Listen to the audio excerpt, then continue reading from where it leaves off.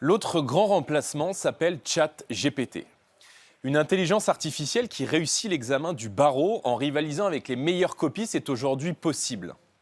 Depuis le début des années 2000, l'explosion du deep learning, une technologie sur laquelle les chercheurs français ont été pionniers, a démultiplié le potentiel de l'intelligence artificielle au point d'en faire le vertige majeur du XXIe siècle. Vous avez déjà sûrement eu l'occasion d'utiliser ChatGPT et désormais GPT-4, dont le potentiel n'en est qu'au début du commencement. Le siècle qui vient sera, à n'en pas douter, celui du dépassement par la technologie des capacités humaines et cognitives.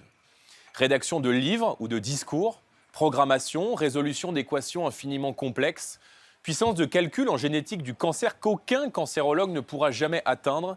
La révolution technologique qui s'opère sous nos yeux ne concerne plus seulement les emplois peu qualifiés, mais désormais les emplois les plus qualifiés. Ce qu'un polytechnicien fait en 4 heures, ChatGPT et demain GPT-4 pourront le faire en une fraction de seconde.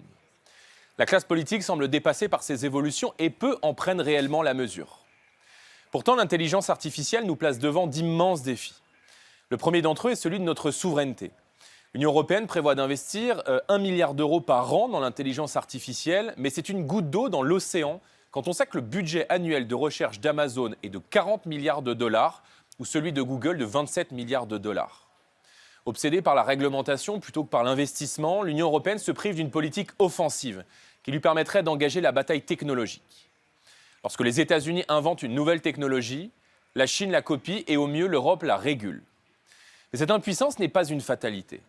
La France, reconnue pour l'excellence de ses formations scientifiques, doit saisir l'opportunité historique de rattraper son retard en engageant les investissements publics et privés à la hauteur de ce bouleversement. La France ne peut plus continuer à sous-payer ses chercheurs et à maltraiter ses savants. L'autre défi majeur est celui de l'éducation et bien sûr de la formation.